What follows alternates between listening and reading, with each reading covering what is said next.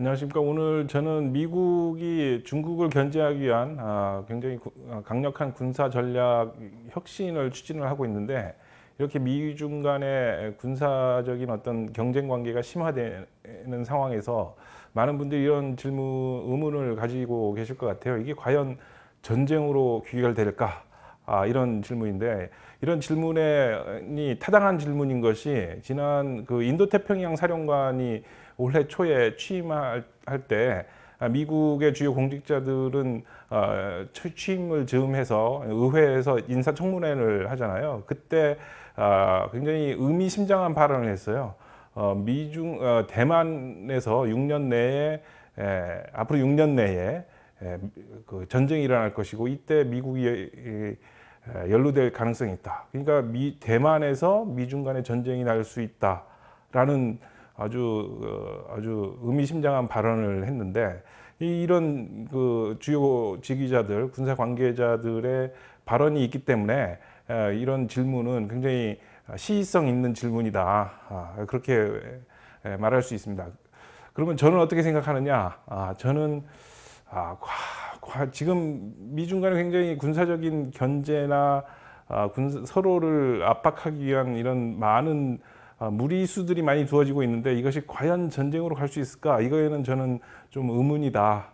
많은 사람들이 저와 같은 비슷한 생각을 하고 있을 것 같습니다. 지금 큰 틀에서 보자면, 지난 한 2, 30년 동안 중국이 서서히 부상을 하고, 지난 10년이 특히 더 중국이 경제적인 부상을 넘어서 군사적으로까지 부상하는 군사 굴기, 그런 말이 있지 않습니까? 이런 것이 펼쳐져서 이것을 보다 못한 미국이 군사적으로 가만히 놔두면 안 되겠다, 이런 생각을 판단을 한 다음에 군사적으로 맞대응하는 이런 상황이 되어서 앞으로 10년간 굉장히 위험한 상황이 벌어질 수 있다.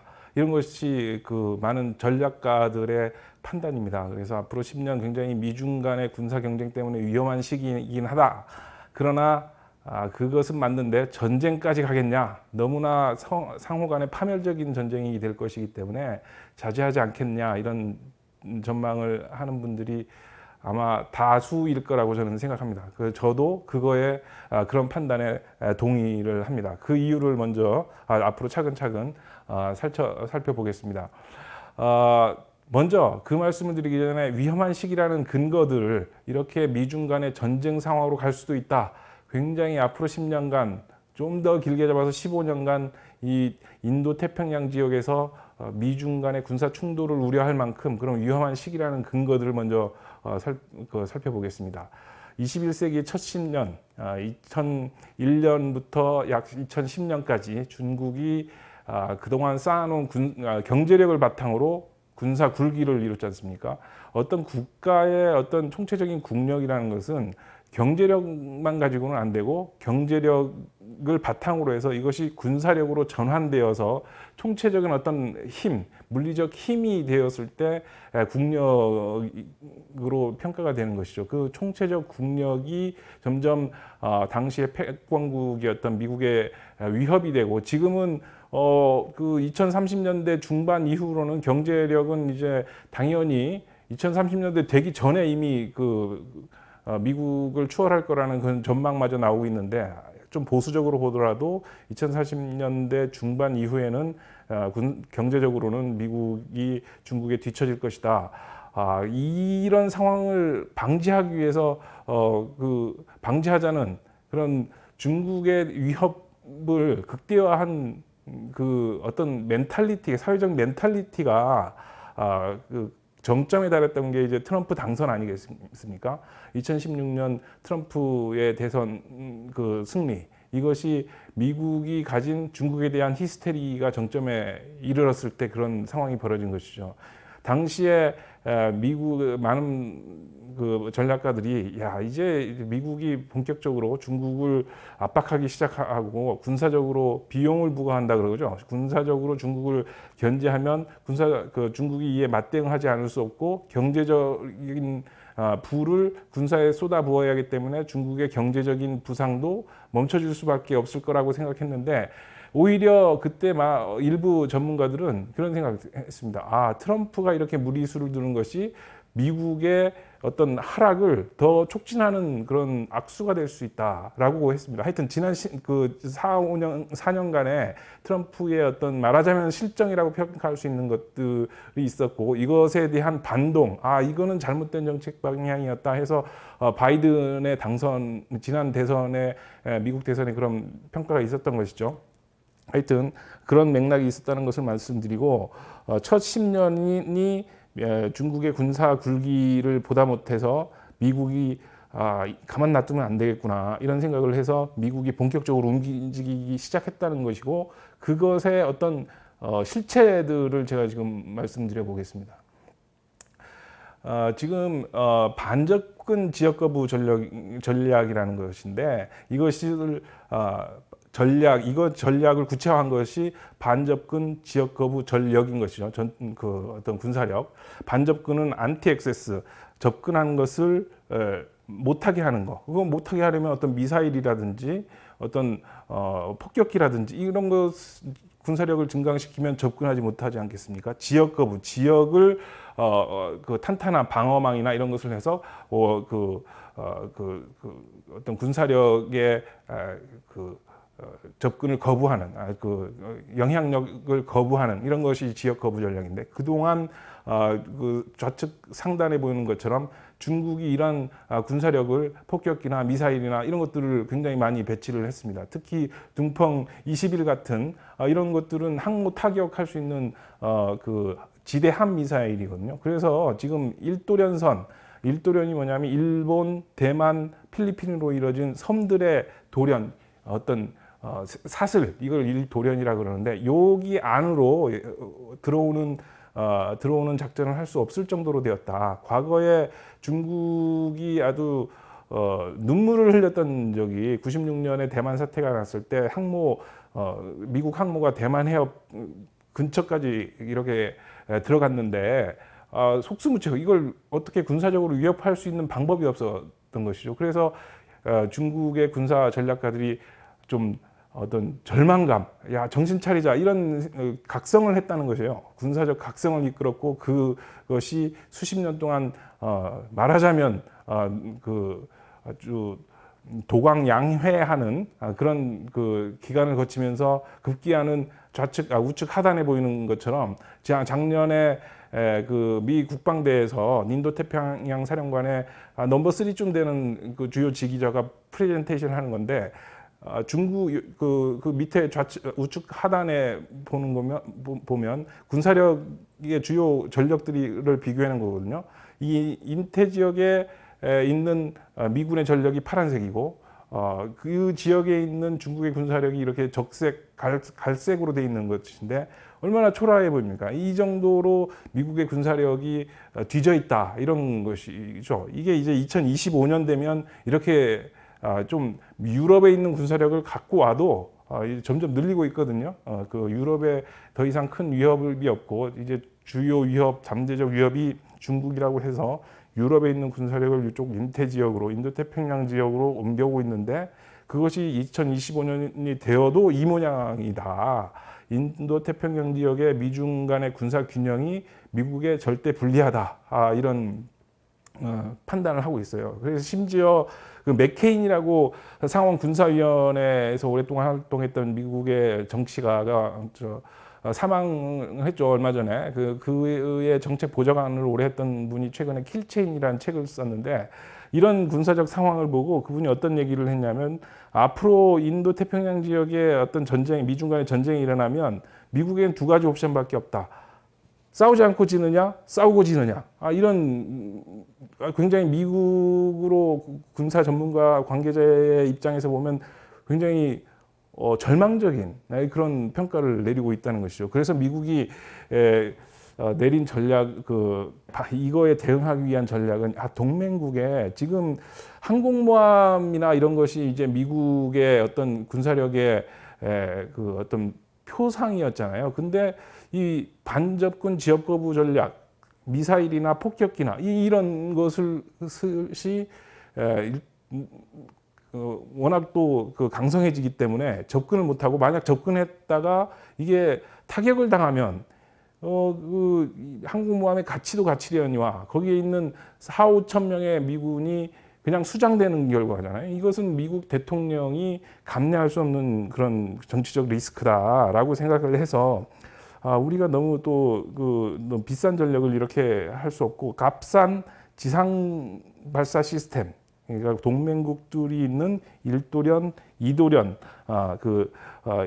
거기에 있는 그 지상 시스템, 여기에 보면 지상 발사, 해상 거부 전력들, 지상에 기반을 둔 장거리 그 미사일들, 미사일 방어 시스템들, 전자전 능력들을 키워서 중국에 대응하자. 중국의 대응을 이끌어내면서 그들의 군사적 지출을 늘리고 그럼으로써 경제적 부상도 좀 더디게 하면서 이런 장기적으로 이 경쟁 관계를 끌어가면서 우리의 국제 사회에서의 지위를 좀 유지하자. 이런 전략으로 이어지는 것이죠. 이런 것이 군도 방어 전략, 군도가 섬들이 모여 있는 거 아니겠습니까? 그런 것에 이런 시스템들을 배치하면서 경쟁을 하자. 너무 비싼 항공모함이나 스텔스 전투기 이거 가지고 중국에 대응하는 것은 비용이 많이 들고 그것이 파괴되었을 때 정치적 위험이 너무 크다라는 것이죠.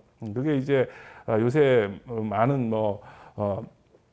조인트 올 도메인 오퍼레이션 컨셉, 그러니까 합동 전 영역 작전 등과 같은 그런 군사 전략 개념의 바탕에는 이런 군도 방어 전략 개념이 있습니다. 그래서 그 지상 발사 시스템, 동맹국의 어떤 그 영토에 지상 발사 시스템을 하기 위해서 과거에 이제 미국과 소련 간에 서로 그 지상 발사 시스템이 군사 전략적으로 굉장히 중요하기 때문에 이것을 과거 1987년에 미유럽에서 서로 중거리 미사일은 지상 발사 중거리 미사일은 하지 말자, 만들지 말자, 다 폐기시키자, 있는 것도 다 폐기시키자 했는데 트럼프가 대통령이 되면서 이걸 중국 견제하는데 너무 중요한 자산이 될 수 있을 것 같기 때문에 이걸 파기한 거죠. 이미 미국이 그때부터 군사 전략적으로 이것의 가치를 알고 있어서 지금 우측 상단에서 보이는 것처럼 다양한 지상 발사 시스템, 중국은 이 조약의 대상이 아니었거든요. 그 당시에는 87년에 중국의 전력이라는 것은 굉장히 보잘것없었던 것이기 때문에 미소만 이런 군사적 경쟁 상태만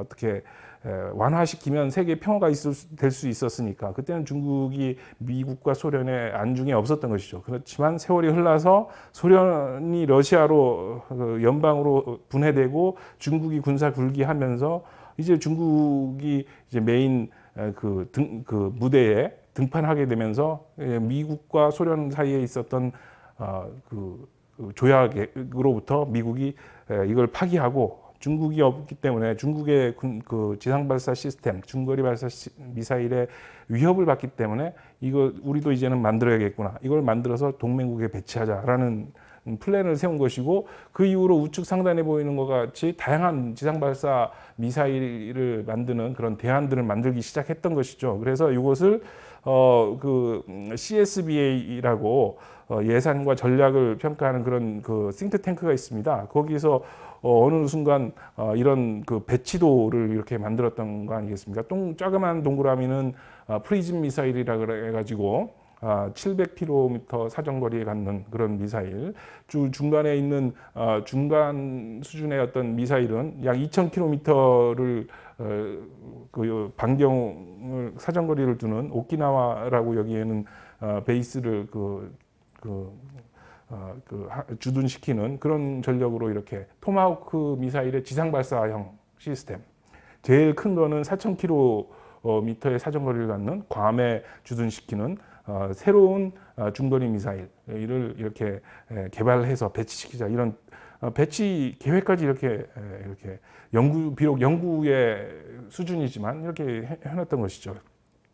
미국의 반격인 것이죠. 그래서 이게 제가 이런 미국의 추세를 보니까 이게 굉장히 한국 안보에 굉장히 심각한 영향을 줄 수 있겠다. 지금 우리나라의 그 미국의 미사일은 에이테킴스라고 이 평택을 주변으로 제가 동그라미를 그려놨습니다만 우측 상단에 보면 300km 사정거리, 북한 위협이 한정돼 있는 이거는 또 지대함 기능이 없어요.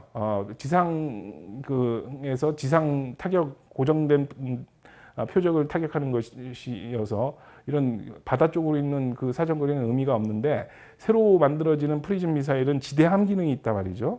이건 북한 위협에 대응도 가능하지만 이 황해가 거의 다 잠기지 않습니까? 이렇게 되면 굉장히 큰 안보적인 어떤 그 지각 변동이 일어난다. 그리고 하나는 전략 장사정포라는 것인데 이거는 그 랜드 연구소라고 유명한 싱크탱크죠. 여기서 나온 보고서인데 최근에는 이게 문제가 됐는지 보고서가 인터넷에서 찾을 수 없더라고요. 이렇게 과거에 나와 있는 워싱턴 포스트가 이것을 이 연구 보고서를 보도를 했는데 제가 그걸 찾아가지고 그 보여드리는 건데 이 포인데요. 제가 보기엔 이게 1000마일을 간다는 거예요. 사정거리가 1600km의 사정거리를 갖는 포인 거죠. 이게 만약에 된다면 우리 지도로 언뜻 보면 우리나라에 한 목포 정도에 이런 배치하는 이런 플랜을 세워놨죠. 자기들 마음대로. 저는 이거 보고 깜짝 놀랐는데 하여튼 이런 지상 발사 시스템이 왜 아까 거듭 말씀드리지만 중요하냐 하면 싸고 많이 쟁여놓을 수 있잖아요. 그렇기 때문에 이런 것들을 하면 중국이 군사적으로 그 비용 부담, 이걸 뭐 방어도 해야 되고요. 이것을 타격하는 자산도 갖다 놔야 되고요. 그렇기 때문에 지상 발사 시스템이 싸다, 정치적인 그리고 주둔시키면 이것의 정치적 함의가 크다 이런 것이죠. 근데 이제 우리 입장에서는 이런 것을 갖다 놨을 때 우리 그 중국과의 교역량이 뭐 거의 홍콩까지 합치면 거의 30%라는데 이런 상황을 우리가 할 수 있겠느냐. 이게 제가 그 참고로 오늘 그 주제와는 벗어난 겁니다만은 미중 전략 경쟁, 군사 경쟁, 만약에 미중이 군사적으로 격돌되면 어떤 상황이 펼쳐질까에 대한 암시로서 제가 이런 말씀을 드려보는 거예요. 네. 다시 본론으로 들어가면 또 하나는 아까 새로운 그 군사전략 개념과 새로운 지상발사 시스템들을 개발하고 그리고 또 하나의 미국이 그 중국의 출혈을 군사적인 경제적인 출혈을 유도할 수 있는 것이 이 배치를 막 조정하는 거예요. 지금 최근에 미 하원에서 주한미군의 지금 28,500명이잖아요. 22,000명 이하로 줄이지 못한다라는 이런 그 법안을 지금 제출을 했어요. 그래서 사람들이 많은 분들이 미군이 그 한국에 계속 주둔하는구나 안심이다 이렇게 하는 측면도 있는데 뭐 저는 그 정도 안심할 수 있다고 보는데 주는 건 어떻게 할 거예요? 28,500명에서 22,000명으로 하면 주는 거잖아요. 6,500명이 이게 어디로 갈 거냐? 과거로부터 중국이 망할 때는 중국이 여러 나라와 국경선을 공유하고 있잖아요. 해상으로, 육지로 국경선이 너무 많으면 거기를 지켜야 될 병력도 많아지고 군사적 비용도 부담이 되잖아요. 그때 중국 여러 왕조들이 망했다. 그래서 이것이 중국이 가장 아픈 부분이다. 중국의 군사 굴기를 막으려면 배치를 조정해야 된다. 한국은 군사력이 강하니 28,500명에서 22,000 정도로 줄여도 되고 이걸 여기 여러 국가들이 있는데 이런 대상 국가의 동맹과 우호국에 분산 배치하면 중국이 위협을 느끼고 대응하지 않을 수 없을 것이다. 그것은 경제적으로 번 돈을 군사적으로 투입을 해야 되고 경제 성장도 과거 같지 못할 것이다. 이런 생각을 하는 것이죠. 자, 이런 플랜을 하는데 다 누구나 타이슨이 그렇게 얘기했다죠. 누구나 다 플랜 계획은 있다.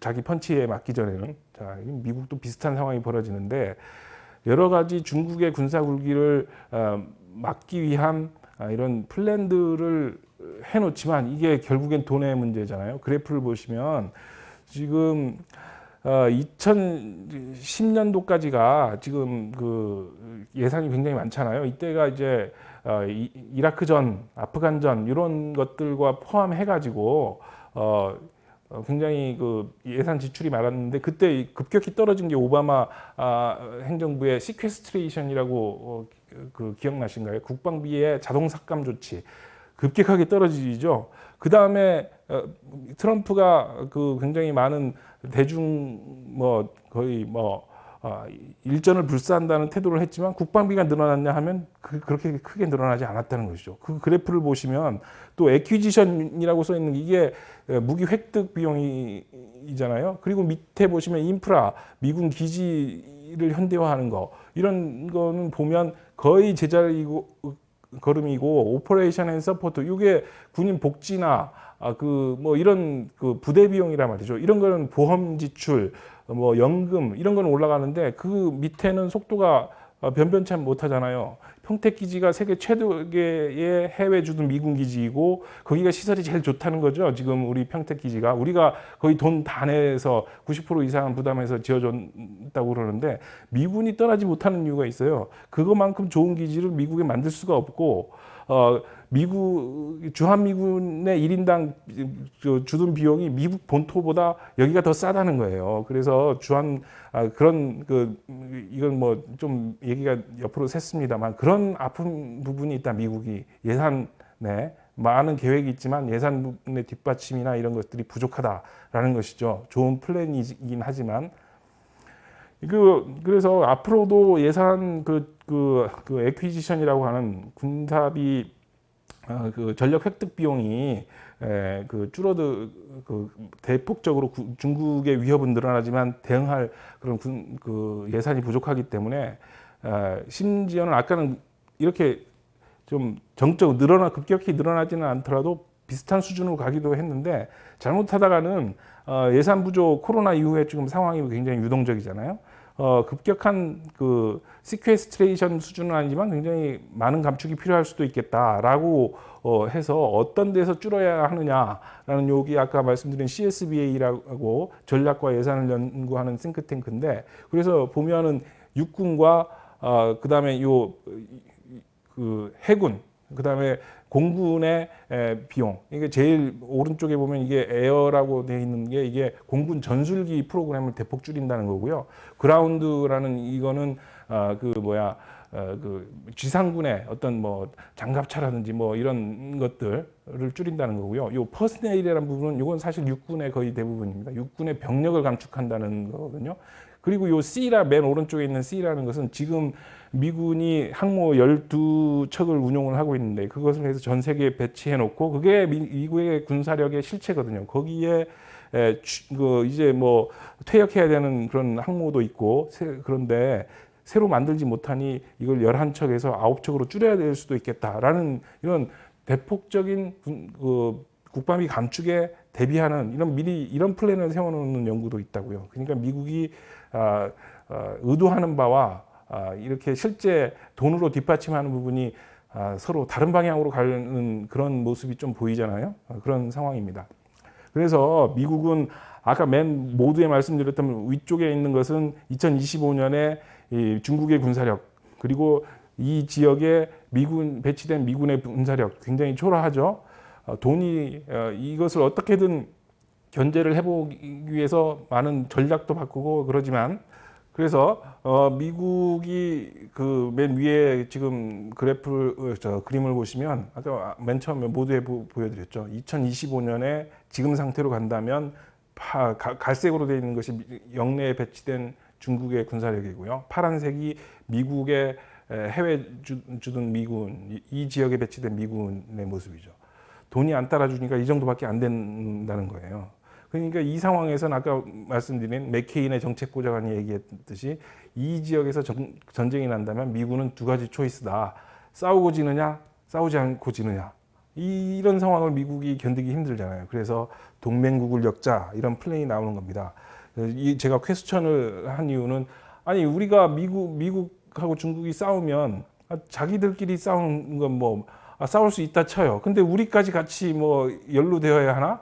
저는 그거는 좀 많은 분들이 퀘스천을 제기할 거라고 봅니다. 하여튼 미국의 플랜은 이거예요.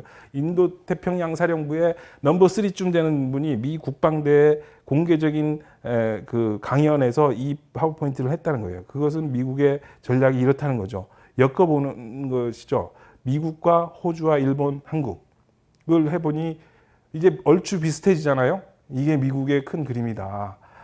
미국이 이게 그 전략이 성공할까요? 그 답을 한번 저는 이렇게 생각합니다. 미국과 중국이 이런 상황이고 그 서로의 의도는 이제 다 알 수 있다 쳐요.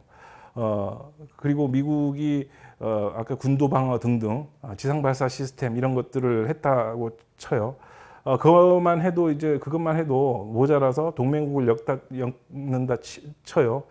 그런데 미국과 중국이 서로 경제적으로 너무 얽혀 있다는 거예요. 지금 뭐 반도체 공급망, 서플라이 체인 이런 얘기 많이 하고, 그 지난 한미 정상회담 때 우리 한국의 어떤 대기업에 미국 내 투자 이런 거 유도도 많이 하고 실제로 투자도 이루어지고 있잖아요. 그런데 이거와는 반대 방향으로 오히려 미국 기업들이 테슬라, 애플 이런 큰 기업들이 중국 투자를 계속하고 있는 건 또 뭐냐고요. 그렇다면 이렇게 얽혀 있는데 또 많은 분들이 그 반도체로 이렇게 공급망 체인을 완성하기 어렵다는 전망들을 많이 하더라고요. 저는 경제는 잘 모르는데 미국의 플랜이 그렇게 미국의 의도대로 갈 수는 없다. 또 뭐 미국이 생각하는 말하는 것과 행동하는 것이 미국의 기업이 움직이는 것이 다르다. 이렇기 때문에 이런 상황 너무 상호 의존이 뭐 강화되어 있는데 이런 상황에서 전쟁을 할 수 있겠느냐. 그리고 또 아까 미국의 플랜 말씀드린 것이 왜 예를 들자면 한미일호 이렇게 엮어가지고 중국에 대한 군사 견제 네트워크를 한다는 것인데 이게 그 한두 달로 끝날 것도 아니고 뭐 아까 처음에 말씀드렸듯이 10년 혹은 15년 동안 이렇게 견제 네트워크를 만들어 보자는 건데 동맹국이 피로도가 굉장히 증가하지 않을까요? 아까 말씀드리려면 굉장히 효과도 높은 우리로 치면 미국의 입장에서 한국의 프리즘 미사일 등등을 배치하면 굉장히 효과가 높고 중국의 출혈을 유도할 수 있는데 우리가 그 피로도가 너무 증가하고 반대도 굉장히 많지 않을까요? 심지어는 이탈이라고 제가 표현을 했는데 그 연루되지 않으려고 하는 미국의 의도에 연루되지 않으려고 하는 그런 그 움직임도 많이 있을 거라고요. 그렇기 때문에 전반적으로 봐서 전쟁으로 가는 건 굉장히 미중 간에 서로 타격이다. 중국도 지금 막 크려고 하는데 군사적으로 지금 정말 G2라고 하면서 하는데 전쟁을 하면 이기든 지든 굉장히 큰 타격이 있지 않을까요? 그렇기 때문에 서로 지금 굉장히 으르렁거리는 모습이지만 너무나 파괴적인 그런 상황이다. 그렇기 때문에 어느 순간에는 멈추게 되어 있다라는 것이 저의 판단입니다. 그렇기 때문에 너무 걱정하지는 마실 것을 제가 권유드립니다. 물론 최악 인간이 과거로부터 배우지 못하는 고 굉장히 비이성적인 판단을 할 수도 있습니다. 그런 것들이 우리가 역사에서 많이 배워왔는데 그렇지만 지금 상황에서 현재 저보고 한마디로 얘기해보라 그러면 끝까지 가기는 어렵다. 너무 출혈이 크다. 어느 순간에는 멈출 것이다 라고 이렇게 판단을 합니다. 감사합니다.